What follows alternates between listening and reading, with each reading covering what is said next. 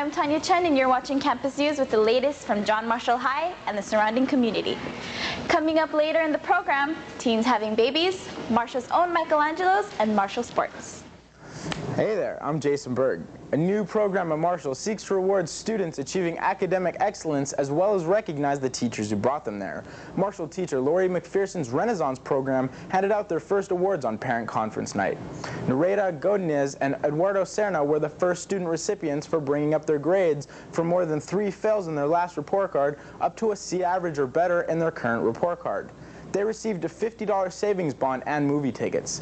The Golden Apple Award was given to Lori Vallant for being singled out as a teacher who helped students achieve academic excellence. Complimentary dinners at Louise's were her reward. Future Renaissance Awards will be given to achievers from different academic levels. It's unhealthy, it's disgusting, but it's taken as a fact of life on many high school campuses. Because we bring it upon ourselves. Campus News reporter Tina Tong reveals the ugly truth about filthy restrooms. One of the many complaints of students here at Marshall is that our bathrooms are just too messy and dirty to use. Walking into one of our bathrooms, you take the chance of being hit by a serious stench. You further realize that someone didn't have the courtesy to flush the toilet. Paper towels and other trash surround our tile floors. Graffiti defaces the mirrors and doors of all our bathrooms. Everybody steps on them, throws paper around, and you get more germs and it's nasty. Marshall has over 70 bathrooms and a custodial staff of only 10. Every bathroom is cleaned once a day with exceptions to disasters. Bathrooms are messy because the students are careless, untidy, and inconsiderate. Girls that come to the bathroom should be more cleaner because they're the ones using the bathroom, and I don't think they do that at home. That a bathroom is a place where you groom yourself, not to mention, for health purposes. And I think those areas should always be clean.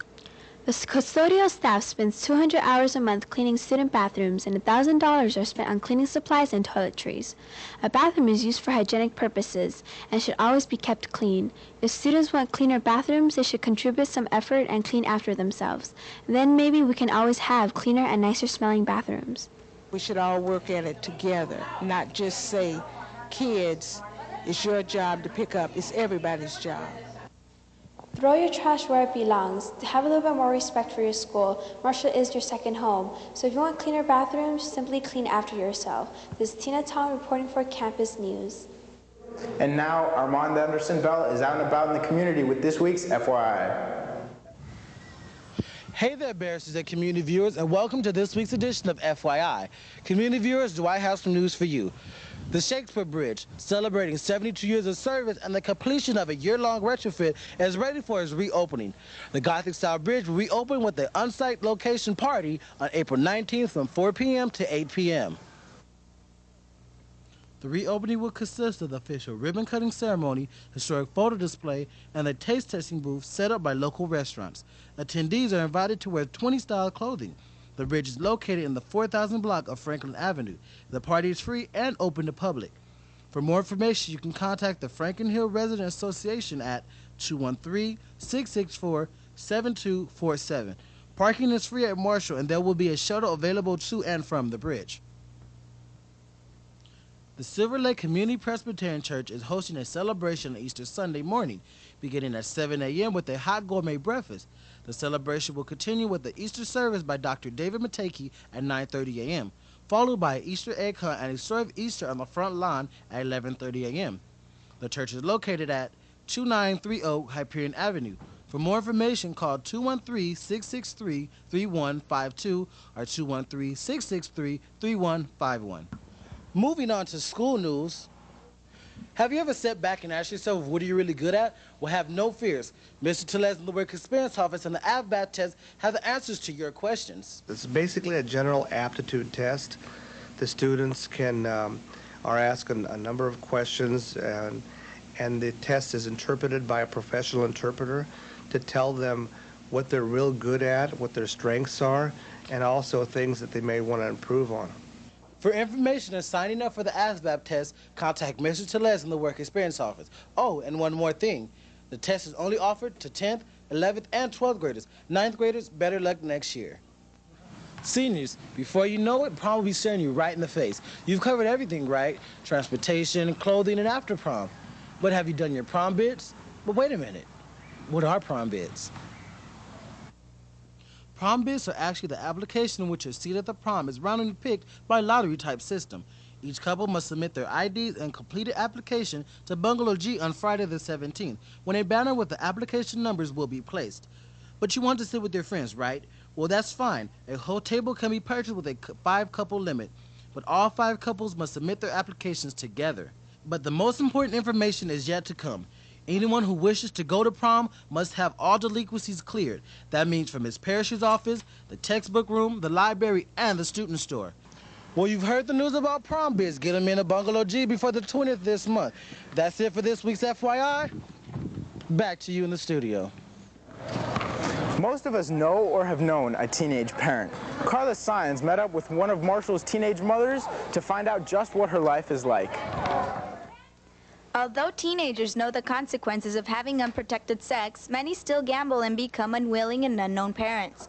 In Yadira Ramirez's case, her pregnancy was a double shock. Yadira and her boyfriend are parents of twin baby girls, Kimberly and Marilyn Hernandez. Forced to face the consequences, Yadira's life was turned upside down like many other girls in the same situation. Sometimes I want to be alone. I don't want to be nobody to bug me. It's like I want to be in my room, have my own things. But now I can't. I have to have the cribs next to me, the babies next to me. 82% of pregnancies are unintended, 52% of which end with abortion.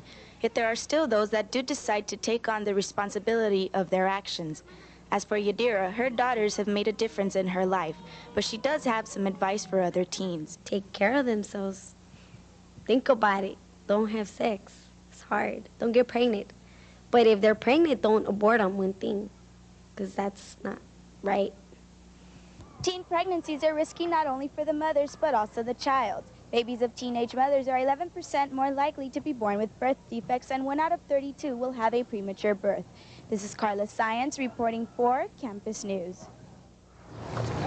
Thanks, Carla. Giving us a quick rundown on the Marshall sports scene is Josh Lowe. Break it down, Lowe. Hey there, sports fans, and welcome to this week's Marshall Sports. I'm Josh Lowe, and we're standing behind the baseball field where some pretty exciting action went down this past Wednesday. Ben Montfort gives us the 4:11. Wednesday, the varsity baseball team took on the Fairfax Lions. Due to a previous and inspiring pep talk from their coach, Barristers dominated the game from the start. No home runs were hit, but plenty of RBIs, including a double hit by Frank Andrade. Several attempts were made by Fairfax, but Marshall's defense and offense were too much for the loser Lions. The final score was Marshall 6, Fairfax nothing. Congratulations and keep up the great work. And now, what you've long awaited, the sports rundown. The girls' softball team took on the Franklin Panthers and lost. On the other hand, the varsity team was victorious against them. And finally, the boys' varsity volleyball team took on the Sheiks of Hollywood and beat them in 3 sets. Well, that concludes it for this week's sports. And remember, kids, if you can't be an athlete, be an athletic supporter. I'm Josh Lowe, signing off. Some artful barristers have combined their talents to address the serious problem, drunk driving. Violet Cotto has more. Artists like Max, Gregor, Sergio, Patty, Michelle, Corey, Kendall, Amanda, Sadie, George, Robert, Patty and Letty, and Clarence have painted an outstanding work that reflects people against drunk driving. You've seen them begin, you've seen them work, and you've seen them finish. These students dedicated their time during and after school working as they participated in the National Hot Rod Association AAA LAPD Traffic Safety Contest. Competing against 8 other schools, our barristers have put their efforts to gathering outstanding ideas and placing them into a great work of art. And all of us just, put our heads together and came up with what you see. First place is $500, second place is $300, third place is $200. The money will be put into the art trust to use for the AP supplies and for their fees for the test. Not only do these artists show off their talent, but moreover illustrate a message that simply says, don't drink and drive. If you haven't yet seen this outstanding artwork, take time to come down to the east side of the Science Building and express your thoughts while observing. This is Violet Coda reporting for Campus and Community News. There are murals on the walls in the Science Building in the 1980s, and if you look closely at this wall, you can still see the big Marshall M. Unfortunately, it fell to vandalism and had to be painted over on. Let's hope that this news creation lasts longer. Like it or not, computers are going to dominate the future, so we all need to get computer literate. Elvis Stumbergs guides us through getting your first computer. Computers are becoming an integral part of all our lives, especially the lives of students. Although there are computers at school, they aren't nearly enough for everyone. So what's the answer? Getting a computer at home just might be it. Buying a computer and all the necessary accessories can be a serious investment, ranging anywhere from under $1,000 to up to $3,500. With all these various options, how can you decide? A good first stop might be your local computer store. For a computer, a monitor, and a printer, all basic entry-level components, you're looking at about $10.99. As the demands of students increase, buying a fancier, more expensive computer now can save you money upgrading later. A typical student's computer system consists of 3 basic parts: the computer, the monitor, and the printer.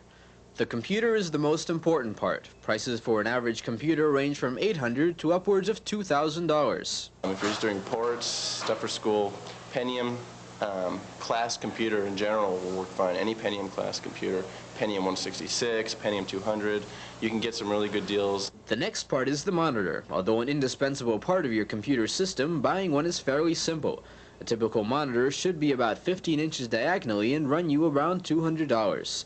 And last but not least, the printer. Since students as well as parents usually use computers for word processing, printers are an essential accessory. For this purpose, an entry-level inkjet printer would do just fine. Average inkjets start at about $200. So now that you decided to run out and get yourself a computer, what do you get? A PC or a Mac? When you're talking games, productivity programs, stuff like that, there's a lot more for IBM. So I would go with an IBM, and I have an IBM. A computer system for a high school student might set you back $1,000, but it's well worth the investment. Shop around, ask your friends, and try to balance the performance that you seek within your budget. Reporting for John Marshall High School Campus and Community News, I'm Elvis Stumbergs. The next time you pick up a magazine, take a closer look. Sandra Hara, a teacher's assistant and Marshall graduate from the class of '96, is in the pages of this month's Latina magazine and in a recent edition of People's Magazine. I got discovered coming out of school from Marshall, and this lady asked me if I wanted to come in Latinas magazine, and I said yes. So after that, my mom was telling me to do this just for fun because I like it. So I came, and they called me, and I came out for Lemco. We've got to move, but check us out in 2 weeks for another special edition of Campus News. On behalf of Jason and the crew, have a good weekend. Before we leave you, here's this week's student question. What was the best cartoon ever made? Oh, I think Inspector Gadget because he's really cool and has all these tools on his head. I really like it. What's the greatest cartoon ever made and why? It's Scooby-Doo because Shaggy and Scooby are always tripping out off of something. I have to say Thundercats because, I don't know, it was dope. I think it's Daria because she's cool and she knows what's up. Mighty Mouse. The greatest cartoon ever made was My Little Ponies because ponies are really cute and I love ponies.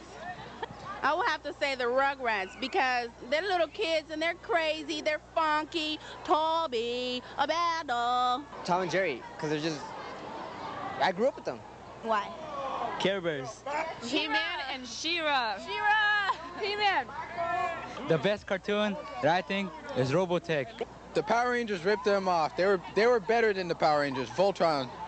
Because they're blue and they're cool. Yes. Go Blue Smurfs! The Super Mario Brothers series. Yellow Submarine.